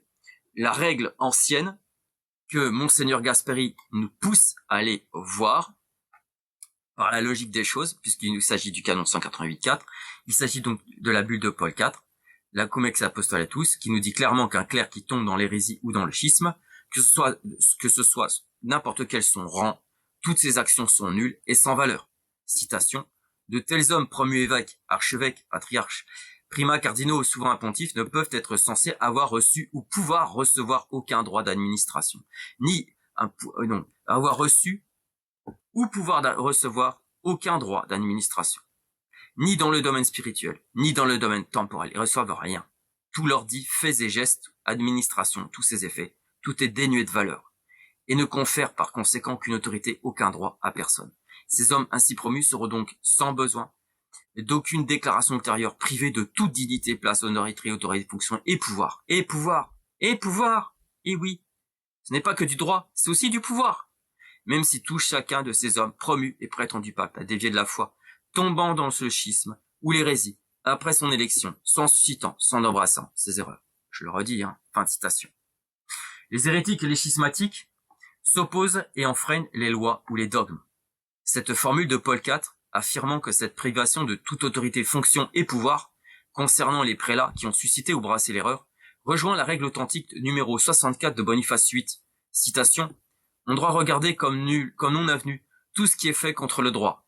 Et selon le manuel de juridiction ecclésiastique, cette règle signifie que tout ce qui est fait contrairement à une loi, qui invalide un acte ou qui prescrit sa forme substantielle, est invalide et doit être regardé comme non avenu. Fin de citation. Ce manuel de juridiction, qui sert à faire le lien entre la bulle de Paul IV et la règle authentique, contribue également, et en conséquence, à faire le lien avec le canon 188.4. En fait, le pape Paul IV, par cette bulle, Comex Apostolatus, en définissant l'invalidité d'une élection souverain pontificat d'un hérétique, défend l'infaillibilité pontificale. Cette bulle non seulement défend l'infaillibilité pontificale, mais défend aussi le pouvoir d'ordre et de juridiction qui provient du pape. En fait, cette bulle défend le pape et tout ce qui va avec. C'est pourquoi on retrouve l'explication de la bulle de Paul IV dans le livre La vraie et fausse infaillibilité des papes, 1173, de Monseigneur Fessler. Comme son nom l'indique, cela indique de l'infaillibilité pontificale et qu'on y retrouve ce célèbre passage important qui parle de la bulle de Paul IV dans ce livre La vraie et fausse infaillibilité des papes, dont tous les hérétiques, traditionnalistes et modernistes ne citent pas volontairement ce passage. Moi, je le cite. Ainsi donc, si la personne élue pape a adhéré à une doctrine hérétique, sans pourtant la déclarer formellement une doctrine et de foi catholique, et sans prescrire à l'Église universelle de l'observer comme telle, alors ce serait le cas prévu par la bulle citée, c'est-à-dire celle de Paul IV. Après cette explication, qui, je le crois, est claire, on comprendra facilement les paroles du préambule de cette bulle, où le pape exprime cette considération qu'il serait dangereux qu'un pape, même dans sa vie privée, fût partisan d'une hérésie, et que ce pourrait amener de graves complications, puisque la même personne, considérée comme homme privé, serait coupable d'hérésie, et par suite tomberait sous le coup des lois pénales édictées contre les hérétiques, tandis qu'en qualité de pape, elle n'aurait personne au-dessus d'elle pour la juger. Fin de citation. Un pape ne peut pas être en privé un hérétique formel, nous dit Monseigneur Fessler. En gros, ce sera confirmé 20 ans, et donc a fortiori évidemment, pas en privé non plus, en public non plus, pardon. Ce sera confirmé 20 ans plus tard, après la sortie de ce livre, par le pape Léon XIII, dans Satis Connicutum du 29/6/1896 que nous avons déjà cité, que nous réduisons ici, qu'il serait absurde de prétendre qu'un homme exclu de l'Église ait quelque autorité dans l'Église. Mais oui, qu'il soit en privé ou en public, parce qu'il a aussi une autorité en privé. Qui d'autre que lui, ou que Paul IV, que Léon XIII, que le manuel de juridiction, que Saint Pie V, et que le code de droit canon de 1917, que le jésuite Carlo Antonio Tesoro, que nous avons entendu tout à l'heure, peut nous confirmer qu'un hérétique ne peut pas être pape. Qui d'autre que lui, ou que Paul IV, que Léon XIII, que le manuel de juridiction, que Saint Pie V, que le code de droit canon de 1917, que les jésuites Carlo Antonio Tesoro, peut nous confirmer qu'un hérétique ne peut pas être pape. Eh bien, voici une liste, plusieurs citations. Jean Cabassu, Notitia Ecclesiastica Historiarum. S'il, c'est-à-dire le pape, est un hérétique manifeste et obstiné, alors il cesse d'être pape, puisqu'il est hors de l'Église, et cesse donc d'en être le chef, ainsi que tout autre membre du corps mystique. Fin de citation. Qui ose dire que dans l'histoire, aucun pseudo-pape n'a jamais été déposé? Ces téméraires se trompent lourdement. Pietro Valerini de Postetas Ecclesiastica dit « Par conséquent, Benoît XIII, l'antipape, en raison de ce double schisme de cette hérésie, s'il est considéré comme le vrai pontife, fut de facto, de son plein gré, privé de la primauté et du pontificat, et put légitimement être déposé par le concile comme schismatique et hérétique. » Fin de citation. Alfonso Musarelli, de la Société de Jésus, dit « Puisque les hérétiques publics et avérés ne font aucunement partie de l'Église, ne participent ni à son corps ni à son âme, et sont condamnés par leur propre jugement, et se sont volontairement séparés du corps de l'Église, il s'ensuit qu'un pontife romain, qui est notoirement, manifestement et obstinément hérétique ou schismatique, cesse de ce fait même d'être chef et membre de l'Église. » Fin de citation. Louis Join, de la Société de Jésus, dit aussi « Si le pape tombait dans une hérésie manifeste, niant obstinément et publiquement tout article de foi déjà clairement défini, de ce seul fait, ipso facto, il cesserait d'être chef de l'Église, car on ne peut être chef sans être membre du corps de l'Église. Or, un hérétique déclaré n'est pas membre de l'Église. Par conséquent, si le pape tombait dans une hérésie manifeste, il ne pourrait certainement plus agir comme le chef de l'Église, ni enseigner l'Église. Concernant une élection frauduleuse, elle peut évidemment être contestée. François-Xavier Schmalz-Weber, de la Société de Jésus, dit dans son droit ecclésiastique universel. L'élection d'un souverain pontife peut-elle contestée? Il est vrai qu'une élection, même faite avec le consentement universel, peut être contestée si la personne élue souffre d'un empêchement la rendant inéligible selon le droit naturel ou divin. Par exemple, si la personne élue est un enfant, une personne atteinte d'une maladie mentale, une femme, un hérétique, ou n'est pas encore baptisée. Cela est évident, car comme indiqué précédemment, l'Église, même avec son consentement, ne peut lever de tels empêchements, ni remédier à un tel défaut. Fin de citation. Ensuite, Monseigneur Federico Maria Zinelli, membre de la commission des fidèles, celui qui a rédigé en fait le 3e chapitre de Pastor Eternus, et qui définit le dogme de l'infidélité pontificale. Acta et Decreta Sacrosancti Community Concili Vaticani dit de même les cas purement hypothétiques où le pape tomberait dans l'hérésie, à titre privé, ou serait incorrigible, n'ont que peu de poids. On pourrait les comparer à d'autres cas où le pape sombrerait régulièrement dans la folie, etc. Confiant en la providence divine, nous pensons que cela n'arrivera probablement jamais. Mais Dieu ne manque pas de besoin, et par conséquent, s'il permettait un tel mal, il aurait tous les moyens de veiller à ce que, du fait de ces cas hypothétiques, le dogme du pouvoir véritablement plénier et suprême du pontife romain ne soit pas affaibli. Ensuite, nous avons le père Juan Bautista Ferreres, de la Société de Jésus, qui dit « Comment cesse la juridiction du pape? Elle cesse non seulement par la mort, mais aussi par la démission, valable sans qu'il soit nécessaire d'obtenir l'acceptation de quiconque. » Canon 221. Puisque le pape n'a pas de supérieur et ne reçoit de juridiction de personne, si ce n'est de Dieu seul. Petit b, par l'atteinte d'une certaine folie, qu'il juge moralement perpétuelle, puisqu'elle équivaut à la mort. Et petit c, par l'hérésie notoire, publiquement révélée. Qui peut être élu? Quiconque n'est pas empêché par la loi divine peut être validement élu. Il suffit donc qu'il soit un homme, baptisé, catholique, et qu'il possède la raison nécessaire pour accepter l'élection et exercer sa juridiction. De ce fait, sont exclus les femmes, les enfants n'ayant pas encore atteint l'âge de raison, les personnes atteintes de troubles mentaux, les non-baptisés, les hérétiques et les schismatiques. L'empêchement des simoniaques a été levé par Pie X. Constitution vacantée cédée, canon 79. Saint Alphonse de Liguori dit dans son livre Du pape et du concile ou doctrine complète de Saint Alphonse de Liguori par le père Jacques. 1869, c'est pas un livre de Saint Alphonse de Liguori, c'est la doctrine de Saint Alphonse de Liguori. En revanche, citation, en revanche, si Dieu permettait à un pape de devenir notoirement et obstinément hérétique, il cesserait d'être pape et la papauté deviendrait vacante. À ce moment-là, le siège apostolique est considéré comme vacant Il en serait de même si le pape sombrait notoirement et de façon persistante dans une hérésie. Toutefois, comme d'autres l'affirment plus justement, dans ce cas, le pape ne serait pas destitué de la papauté par le concile. Son supérieur, mais immédiatement déchu de son mandat par le Christ lui-même, devenant ainsi totalement indigne et démis de ses fonctions. Fin de citation. Et enfin, je termine par cette dernière citation parmi une liste non exhaustive, parce qu'il y en a d'autres, beaucoup d'autres. Eloy Montero et Gutiérrez, concernant la cessation de l'autorité pontificale, il dit « Elle cesse premièrement à la mort du pape lui-même, sans que la juridiction pontificale ne soit transmise aux cardinaux, à un collège ou une corporation durant la vacance du siège. Par conséquent, comme nous l'avons déjà indiqué, la primauté est perpétuelle, avec une continuité morale, non physique. » Je stoppe légèrement cette citation. Je l'ai pas dit dans son intégralité. Parce que je voudrais faire un commentaire en faisant remarquer à mon éditeur que celui qui vient d'être dit et qui a déjà été dit dans une de mes vidéos. Il est dit à l'instant la primauté perpétuelle, avec une continuité morale non physique. C'est dans ce sens qu'il faut comprendre la parole de notre Seigneur Jésus concernant sa promesse à Saint-Pierre. Il s'agit d'une primauté, continuité morale et non physique à perpétuité, on parle. On parle à perpétuité.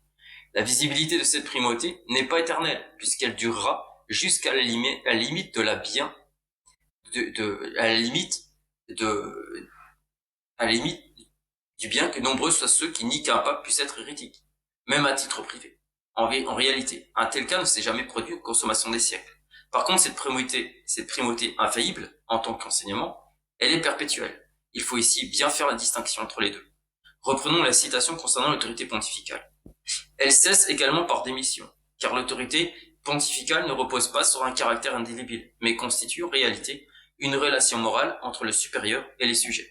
De sorte que, de même que le pape peut librement accepter ou refuser son élection, il peut aussi librement démissionner, sans que sa démission soit requise de quiconque, puisqu'il n'a pas de supérieur sur terre. Il convient de mentionner les abdications de Célestin V en 1294 et de Grégoire XII en 1409. L'autorité pontificale est également perdue en cas de folie certaine, parfaite et perpétuelle, car dans cet état, le pape serait incapable d'actes humains et par conséquent d'exercer sa juridiction. Enfin, le pape serait déchu de sa juridiction s'il tombait dans une hérésie notoire, publiquement diffusée, bien que nombreux soient ceux qui nient qu'un pape puisse être hérétique, mais à titre privé. En réalité, un tel cas ne s'est jamais produit. Fin de citation. Même à titre privé. Donc, c'est dire, bien que nombreux soient ceux qui nient qu'un pape puisse être hérétique, même à titre privé, a-t-il affirmé. Là se détermine bien qu'un pape n'est jamais tombé dans l'hérésie, et que les hérétiques qui ont été élevés au souverain pontificat n'ont jamais pu être papes de toute l'histoire de l'Église. Oui, il est catholique de dire qu'il n'y a pas de pape depuis 65 ans, et que le clergé a apostasié également, que le pouvoir des clés est par conséquent ôté pour toute chose. Parmi les hérétiques actuels, on trouve nombreux ceux qui, afin de justifier une suppléance ou une validité à leur pseudo-sacerdoce qui n'ont pas reçu, ils attaquent la simplicité avec laquelle Dieu réalisa la suppression de cette juridiction, ainsi que le pouvoir d'ordre dès que les actions hérétiques et apostates de la totalité du clergé furent posées. C'était, nous le savons, il y a 65 ans au Vatican, et par répercussion progressive, comme par contagion, partout dans le monde. Oui, vraiment apostasie du clergé, par sa complicité à rester silencieuse, alors qu'il fallait dénoncer l'hérétique Roncalli, au lieu de l'accepter. La règle authentique numéro 44 de Boniface VIII condamne le silence coupable.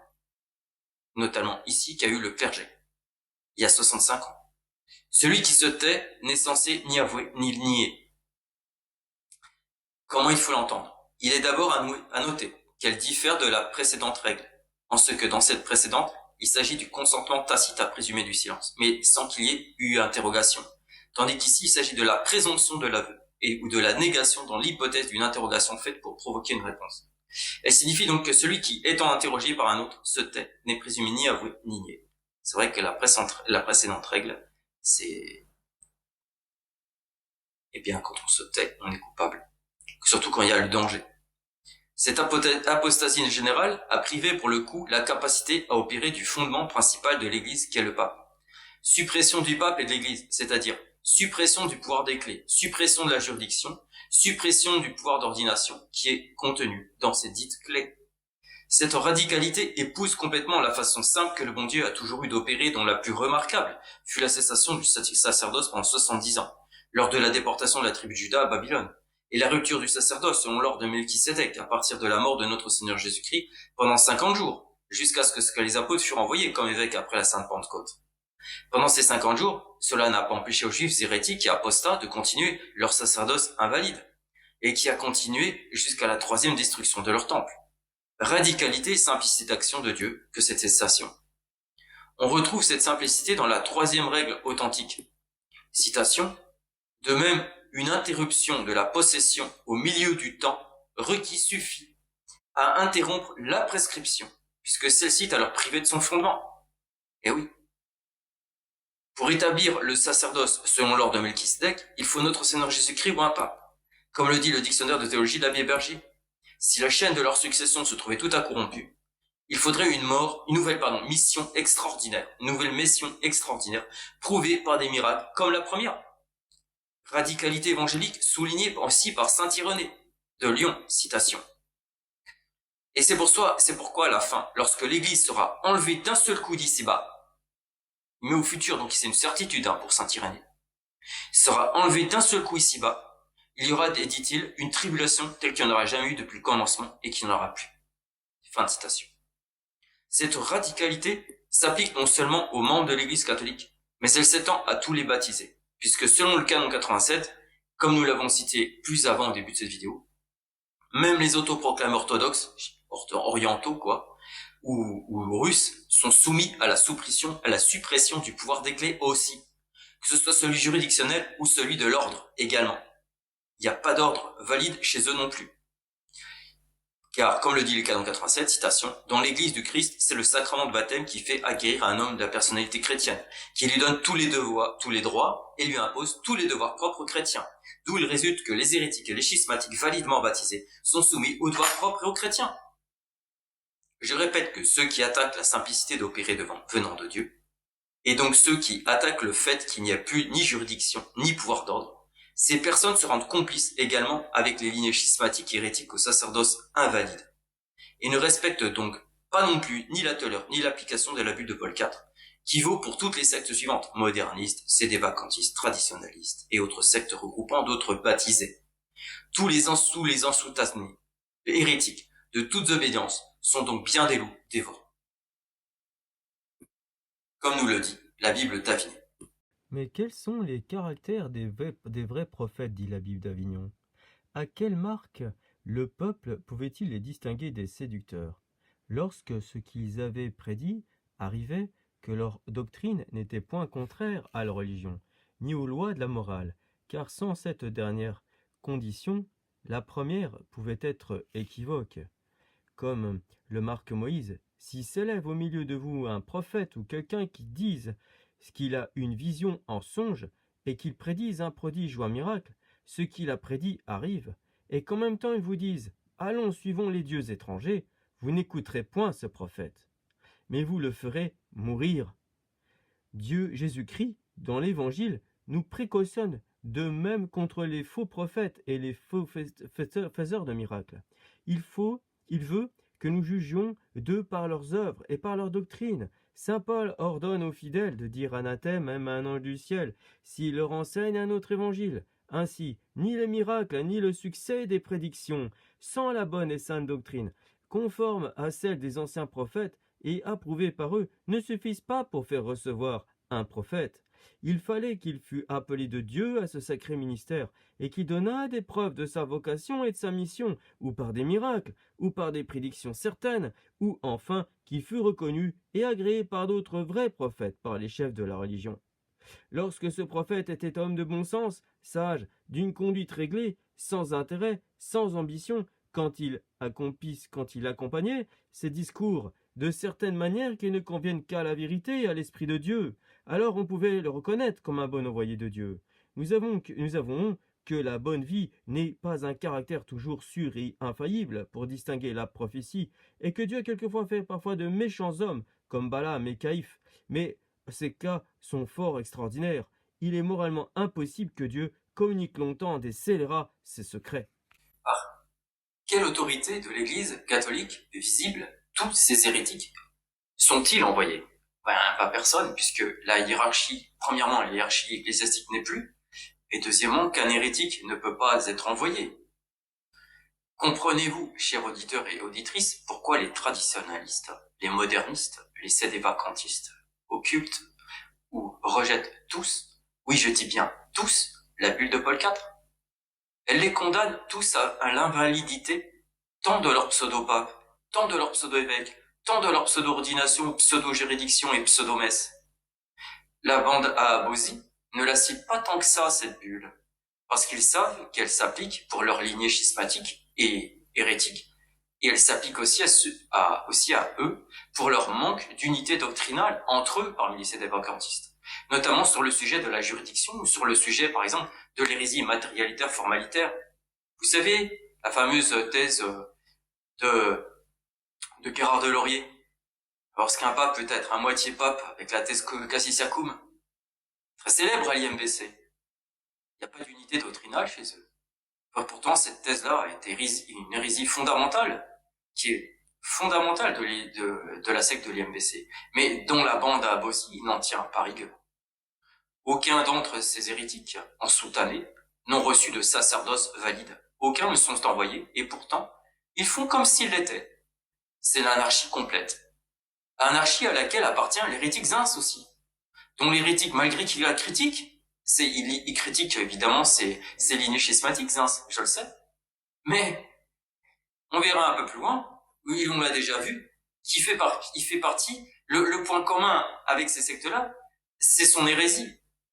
Et d'ailleurs, hérétique Zins, dont l'hérétique Tertullien peut être jaloux de sa charlatanerie. L'hérétique et sophiste Zins ne prend-il pas ses auditeurs pour des imbéciles à dire qu'il est envoyé par notre Seigneur Jésus-Christ? Voilà son hérésie. Il n'a pas peur il est aussi hérétique parce qu'il a reçu son pseudo-sacerdoce des mains d'un hérétique. Il est allé voir quand même Lefebvre. Il n'a pas peur de heurter de plein fouet notre Seigneur Jésus-Christ qui s'exprime en la bouche de son vicaire Innocent III. Citation du pape. Si quelqu'un allègue que c'est Dieu qui envoie invisiblement les hommes dont il s'agit, bien qu'il ne soit pas envoyé par les hommes, la mission invisible étant d'un bien plus grand prix que la mission visible, et la mission qui vient de Dieu ayant une toute autre dignité que celle qui vient des hommes, nous serons en droit de répondre que, comme cette mission invisible est cachée, il ne suffit pas d'affirmer simplement qu'on est envoyé de Dieu, puisque tout hérétique pourrait également le faire, mais qu'il faut de plus justifier sa mission par la puissance des miracles ou par quelques témoignages de l'Écriture. Et un peu plus loin, le pape Innocent III dit aussi, nous ne devons donc point en croire celui qui se dit envoyé de Dieu sans avoir reçu de mission des hommes, s'il ne produit ça en sa faveur quelques témoignages de l'Écriture ou s'il n'opère quelques miracles, dit Innocent III.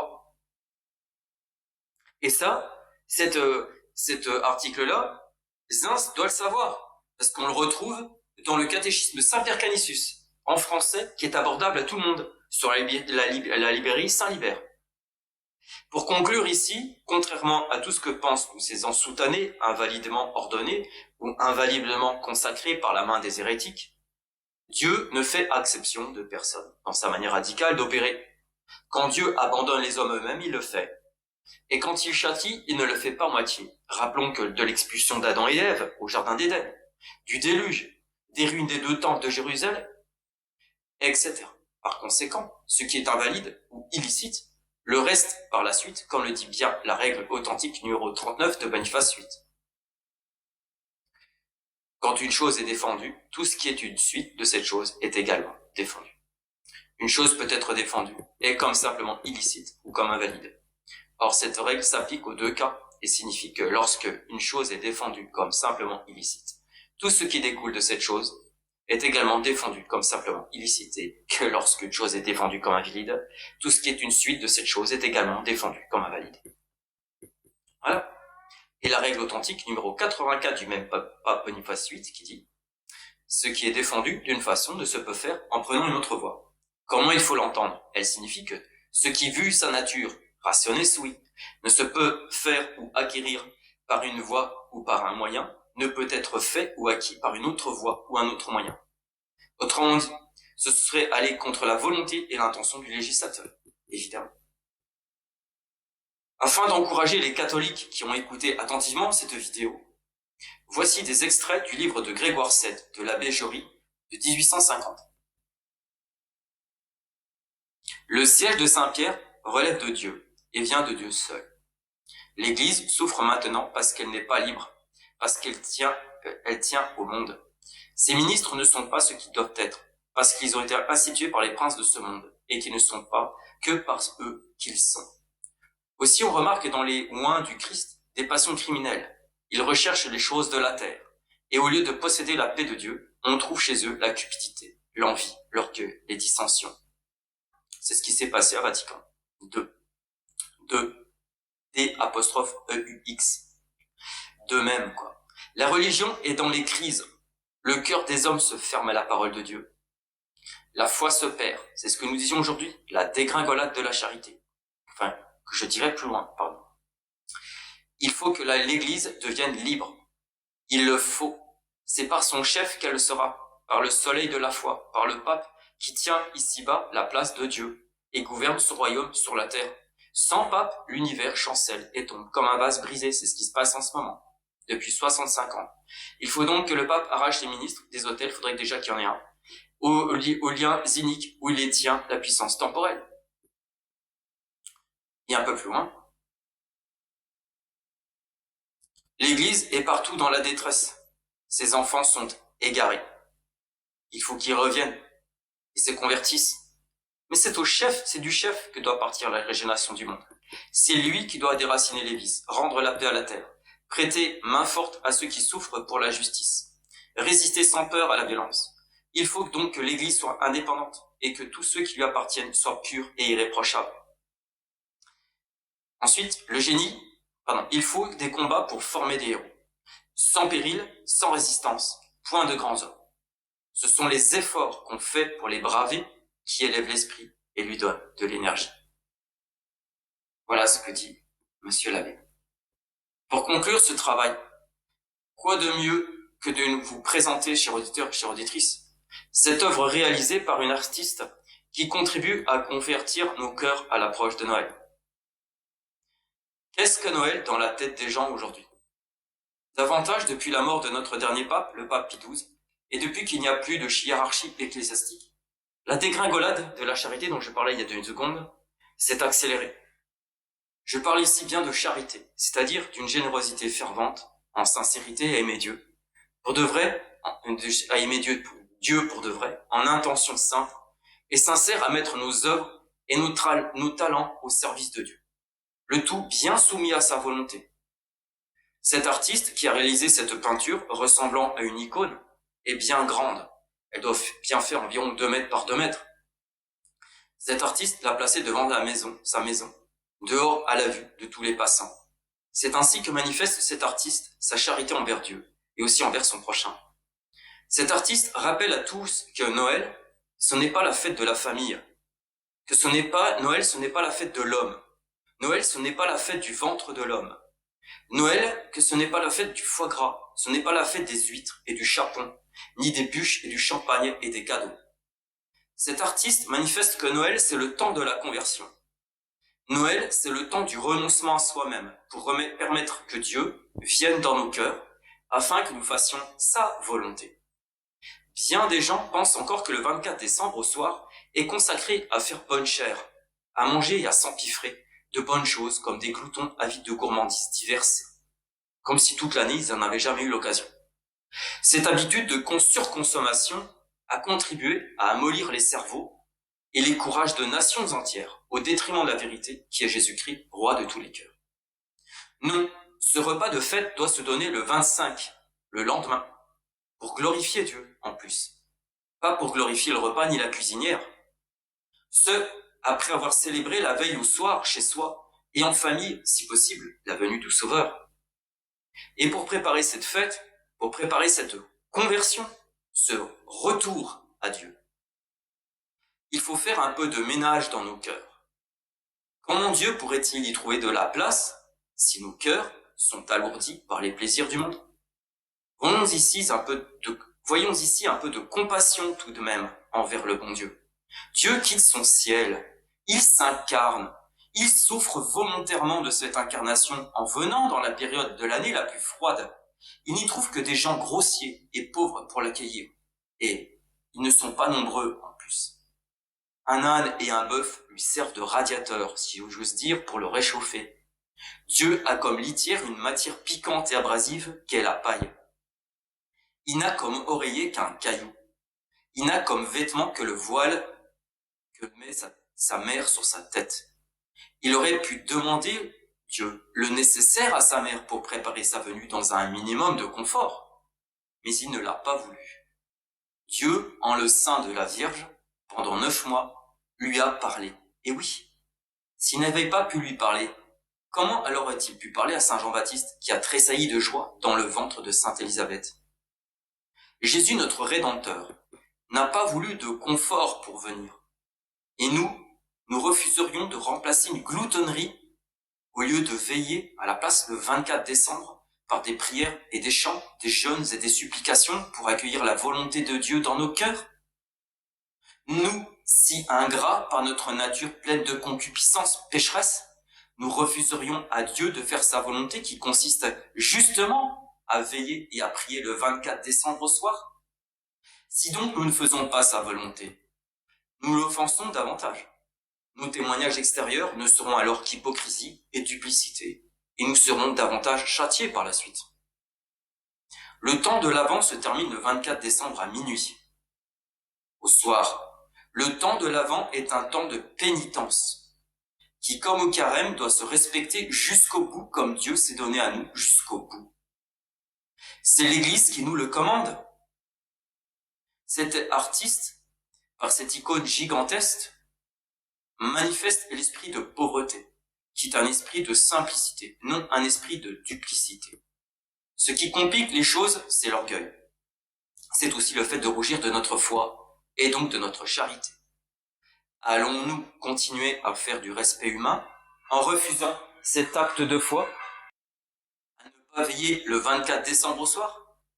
Si nous veillons ce 24 au soir, alors ce sera un début d'habitude, de prix à témoigner de notre amour envers Dieu. C'est alors un début qui est de dire à Dieu seul, assez de péché, assez d'offenses. Je suis baptisé, mon Dieu, je vous le rappelle, que je n'appartiens qu'à vous seul. Et je veux abandonner cet esprit mondain, ce vieil homme, car vous avez dit, Seigneur, qu'on ne peut pas aimer le monde et Dieu à la fois. Cet artiste qui a peint cette crèche sur des grands panneaux de bois a dû être aidé de son mari pour le matériel en bois et la construction de ce support en question. Ainsi, comme la Sainte Famille, le mari, tel Saint Joseph, s'est occupé du bois pour aménager la crèche. Et son épouse, comme Marie, s'est occupée de faire régner cette crèche en la peignant ici. Je te remercie, maman, pour cette œuvre que tu as faite. Je te remercie au nom de Dieu de l'avoir placé à l'extérieur pour rappeler au monde qu'il n'est que vanité, qui n'est que passager avec tous ces artifices éphémères et diaboliques. Je te remercie, maman, de m'avoir mis au monde un dimanche, de ne pas m'avoir avorté, et avec papa de m'avoir baptisé un dimanche. Oui, ce dimanche 26 novembre 1972, jour de mon baptême, Dieu a fait aussi une véritable icône avec mon âme. Elle était belle et sainte depuis. Et ce jour-là surtout, j'avais un cœur d'enfant pur, obéissant, soumis aux lois de Dieu, et sans aigreur à ce moment-là. Mon âme était une figure de la sainte crèche à ce moment-là. Papa et maman, vous avez contribué à donner la vie à mon âme. Je vous en suis éternellement reconnaissant. Moi qui étais mort avant mon baptême, vous m'avez donné la vie. Enfin, c'est Dieu qui m'a donné la vie, mais grâce à vous. Vous en avez été les outils. Et je vous en suis éternellement reconnaissant pour ce geste. Depuis ce jour du baptême, j'ai souillé des milliers de fois cette splendide icône que Dieu avait faite, et dont je ne reverrai jamais l'original. Je l'ai traînée dans la fange mondaine, faisant de mon corps, qui était à mon baptême un temple saint habité du Saint-Esprit, j'en ai fait une tour de Babel, la prostituée du diable, la profanée de la loi de Dieu, pendant 40 ans. 40 ans de désert. Et voilà que la très sainte Vierge, par ta prière, papa, est venue me chercher dans ma fange. Comme l'histoire de ce criminel à qui la très sainte Vierge est apparue au XIIe siècle pour lui ordonner de se retirer du monde, pour faire pénitence de ses crimes. Voici que la même chose, c'est le même événement, s'est produit pour moi. Enfin, elle est apparue, la Vierge. Mais il m'a tiré de ma fange. Pourquoi? Pour aller faire pénitence. Oui, papa et maman. En plus du baptême, vous avez contribué il y a 4 ans à ce que soit réalisée pour moi cette pénitence, pour réparer cette icône que Dieu avait réalisée à mon âme. Je suis sorti du monde. Oui, car c'est par la pénitence, la repentance sincère, oh, que je pleure et déplore chaque jour ma vie de débauche passée. C'est par cette pénitence sortie du monde qu'on puisse espérer notre salut. Car c'est par la pénitence qu'on peut renoncer à soi-même et ne vivre que de Dieu. C'est Dieu qui donne la foi. C'est bien par l'affranchissement de ce monde et de soi-même aussi que Dieu donne la foi et tout ce qui vient avec. Cherchez le royaume de Dieu et tout viendra par surcroît, est-il enseigné par notre Seigneur Jésus-Christ. Oui, tout.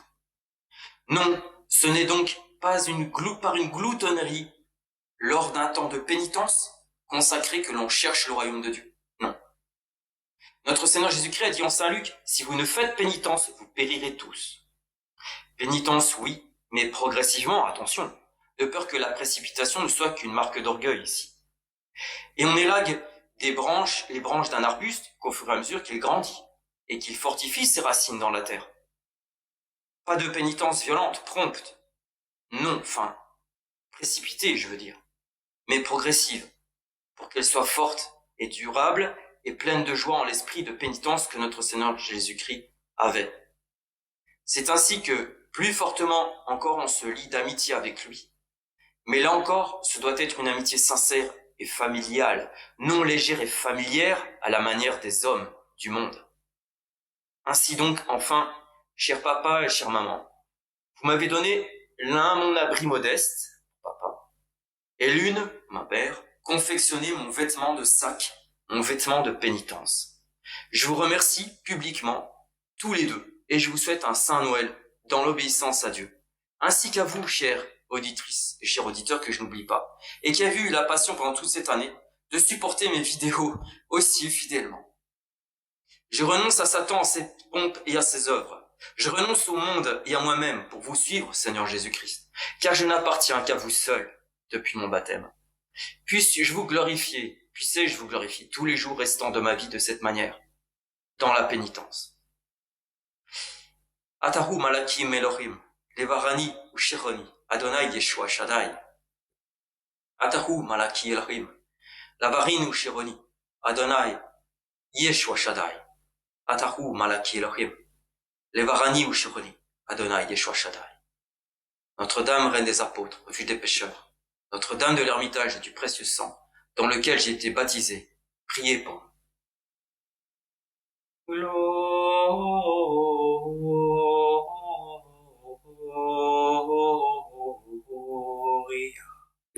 in excelsis Deo, Gloria